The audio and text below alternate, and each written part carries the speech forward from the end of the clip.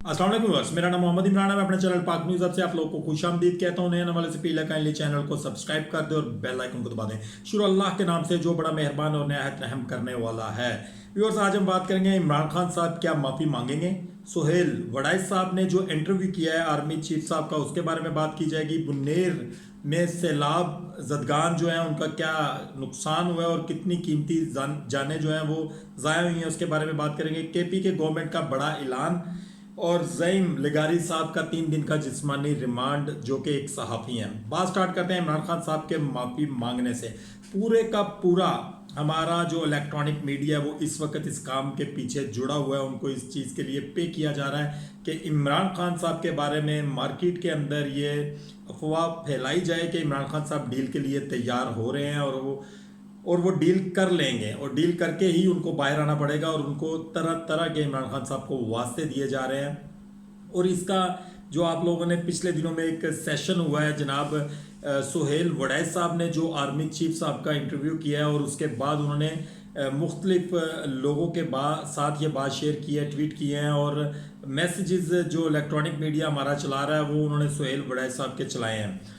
सुहेल वड़ैच साहब ने army chief साहब का इंटरव्यू किया। इस इंटरव्यू के दौरान उन्होंने बताया कि आर्मी चीफ साहब ने उनको बताया कि जी जिस वक्त आदम को एक्सेप्ट करने की बात हो रही थी अल्लाह ताला की तरफ से, तो जिन फरिश्तों ने उसको कबूल किया, मंजूर किया, आगे से कोई जद्दोजहद नहीं की, वो तमाम फरिश्ते ठहरे और जिसने इनकार किया वो अबलीस हो गया। यानी कि जिन्होंने माफ़ी मांगी वो फरिश्ते बन गए और जिसने माफ़ी नहीं मांगी वो अबलीस हो गया।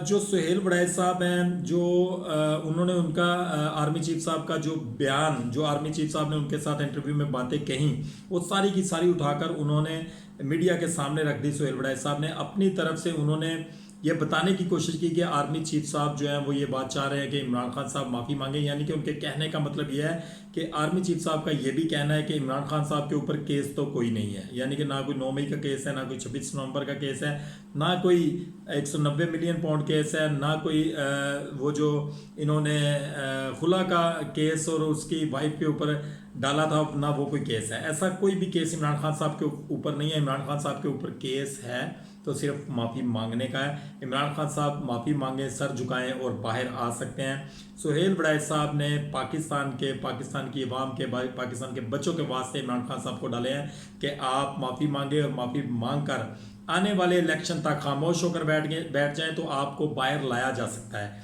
इमरान खान साहब ने बिल्कुल स्ट्रिक्टली तौर पे उसके ऊपर रिप्लाई किया। उन्होंने कहा जी ऐसा सवाल ही पैदा नहीं होता कि मैं इन लोगों से माफ़ी मांग लूँ या मैं माफ़ी मांग कर कोई डील करके बाहर आऊँ। उन्होंने कहा जी ऐसा सवाल ही पैदा नहीं होता।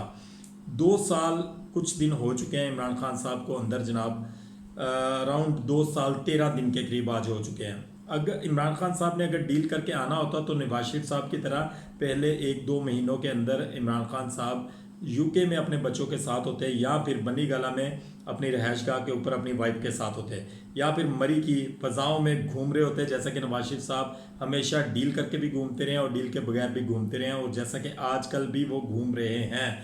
लेकिन इमरान खान साहब ने माफ़ी ना मांगने को तरजीह दी। उन्होंने कहा जी मैं कभी भी सर झुकाकर बाहर नहीं आऊँगा, ना मैं खुद सर झुकाऊँगा, ना मैं अपनी कौम का सर झुकने दूँगा।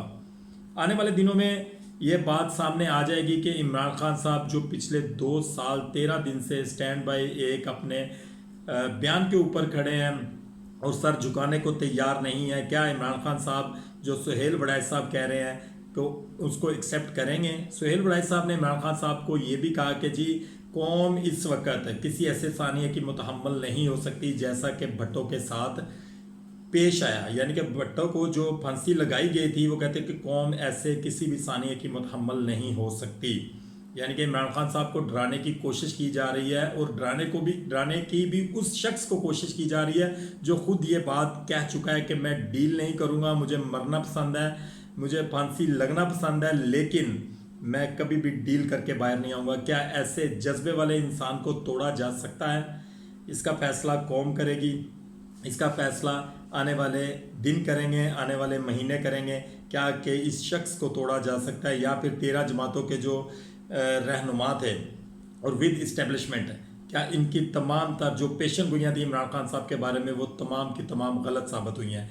यानी कि ये कहते थे कि इमरान खान साहब तो 8 से 10 दिन बाद मुश्किल जेल गुजारेंगे और डील करके बाहर आ जाएंगे, जबकि ऐसा नहीं हुआ। ये आने वाले दिन इसका सारा कुछ जो सिलसिलाकार होगा वो आने वाले दिनों में सब कुछ सामने आ जाएगा कि इमरान खान साहब क्या करने जा रहे हैं। इमरान खान साहब बड़ा दचका देने के लिए तैयार हैं। अब देखते हैं आगे क्या होता है। बुनीर में सैलाब से जो तबाहकारियाँ हुई हैं, बुनीर के अंदर सैकड़ों की तादाद में घर जो है वो तबाह हो चुके हैं, लोगों के कारोबार मलिया मेट हो चुके हैं, हर चीज़ ज़ीरो हो चुकी है। क्लाउड बर्स्ट की वजह से जो हालात वहाँ पे हुए हैं, तकरीबन 400 से 500 के दरमियान अमवात हुई हैं। किसी फैमिली के 22 बंदे, किसी ख़ानदान के 40 बंदे, किसी ख़ानदान के 7 बंदे, ख़ानदान के ख़ानदान इसके अंदर तबाह हो चुके हैं। इज्तमाही कब्रों से मुराद ये कि कब्रें खोदने वाले बंदे वहाँ पे कम हो गए। हम लोगों को, तमाम तर लोगों को अल्लाह ताला से पनाह मांगनी चाहिए और इंसान को ऐसे काम करने चाहिए कि अगर इंसान के ऊपर अचानक कोई ऐसी नागहानी आफत आ जाए जिससे इंसान की मौत वाक़या हो जाए, तो इंसान को अगले सफ़र के लिए भी तैयार होना चाहिए। वहाँ पर लोगों का जज्बा देखने वाला था। इवन के जिन लोगों के करोड़ों रुपए के नुकसानात हुए, जिन लोगों की फैमिलीज डूब गई, बच्चे डूब गए, फिर भी वो लोगों एक दूसरे का साथ देते हुए वहाँ पर दिखाई दिए। इनका तमाम तर जो नुकसानात का अजाला है वो केपी के गवर्नमेंट ने, सबसे बड़ा ऐलान इस वक्त वज़ीर आला केपी के अली मीन गंडापुर साहब ने किया है। उन्होंने कहा जी जानों का ज़िया जो है वो तो वापस नहीं किया जा सकता, लेकिन हमसे जो बन सका हम उसका मुआवजा अदा करेंगे। और उसके साथ उन्होंने कहा हम जैसी इनकी बिल्डिंग्स थी, जैसे इनके कारोबार थे, हम वो तमाम तर इनको स्टैंड बाई करके देंगे। अब ये पता चलेगा कि ये सिर्फ बातें हैं या फिर अली मीन गंडापुर साहब इतने वसाइल रखते हैं, केपीके का सूबा इतने वसाइल रखता है कि वो ये तमाम तर नुकसानात को पूरा कर सकता है। अगर इन नुकसानात को पूरा करना है तो उसके लिए आपको पूरा फील्ड वर्क करना पड़ेगा जनाब। आपको तमाम तर चीज़ों का एक डाटा इकट्ठा करना पड़ेगा कि किसका कितना नुकसान हुआ है और आपको कितना उसका अजाला कर सकते हैं। अगर आप जो बयान आपने इस वक्त मीडिया के ऊपर जारी किया है, अगर आप उसके ऊपर 70 to 80% भी पूरे उतरते हैं तो मेरा ख्याल है कि अवाम वाकई कहेगी कि केपीके के अंदर अगर पीटीआई की गवर्नमेंट थी, इमरान खान साहब ने किसी बंदे को चुना था तो उसने आज अपना वादा वफा कर दिखाया और इससे आपके लीडर की भी इज्जत बढ़ेगी। ये तो आने वाले दिन बताएंगे कि अली मीन गंडापुर साहब अपने बयान के ऊपर कितनी देर खड़े रहते हैं या फिर यह सिर्फ एक बयान की हद तक होगा जो कि तमाम तर गवर्नमेंट्स कहती रहती हैं, लेकिन ऐसा कुछ भी नहीं होता। दूसरी जनाब जो ज़ईम लगारी साहब हैं वो ये कहते हैं कि जी मैं इमरान रियाज खान साहब का शागिर्द हूँ और आज उनको कायदे आज़म की फ़ोटो के ऊपर कवरेज देने की वजह से 2-3 दिन पहले, 4 दिन पहले गिरफ्तार किया गया, बाद में उनको रुपोश रखा गया। आज अदालत में पेश करने के साथ साथ उनका 3 दिन का जिस्मानी रिमांड भी ले लिया गया। हमारी अदालत ने भी ये ना देखा कि केस क्या है, कायदे आज़म की फ़ोटो को कवरेज देना केस है या ये कोई दहशतगर्द है। हमारी अदालत ने 3 दिन का उनका जिस्मानी रिमांड दे दिया, जिसके ऊपर उनका कहना था मुझे मरीम नवाज़ के ख़िलाफ़ बोलने की सज़ा दी जा रही है, लेकिन इन्हें यह नहीं पता कि मैं एक बलोच हूँ। बलोच कभी नहीं डरता। मेरे साथ ये जुल्म मरीम नवाज़ करवा रही है, मगर मैं ऐलान करता हूँ कि जुल्म के सामने मेरा वजूद टूट सकता है मगर मैं झुक नहीं सकता। उन्होंने कहा मैं इमरान रियाज का शागिर्द हूँ और सुबहानी की राह का मुसाफिर हूँ और मैं किसी भी जबर के आगे कभी सरेंडर नहीं करूँगा। ज़ईम लगारी उन्होंने ये ट्वीट किया जनाब और उनकी गिरफ्तारी की फ़ोटो भी साथ लगाई गई और उनके जिस्मानी रिमांड के लिए उनको पुलिस के हवाले कर दिया गया। अब देखते हैं कि 3 दिन के अंदर उनके साथ कैसा रवैया रखा जाता है और फिर उसके बाद 3 दिन के बाद उनको कायदे आज़म की फ़ोटो को कवरेज देने की वजह से कितनी सज़ा हमारी अदालत सुनाती है, या फिर उनको रूपोश कर दिया जाता है या फिर उनको छोड़ दिया जाएगा। ये तो अब आने वाले 3 दिन के बाद पता चलेगा कि ज़ईम लगारी साहब के साथ क्या होता है। पाकिस्तान अभी इस वक्त किसी भी ऐसी चीज़ का मुतहम्मल नहीं है कि जिसकी वजह से अवाम और अदारे एक दूसरे के सामने आए।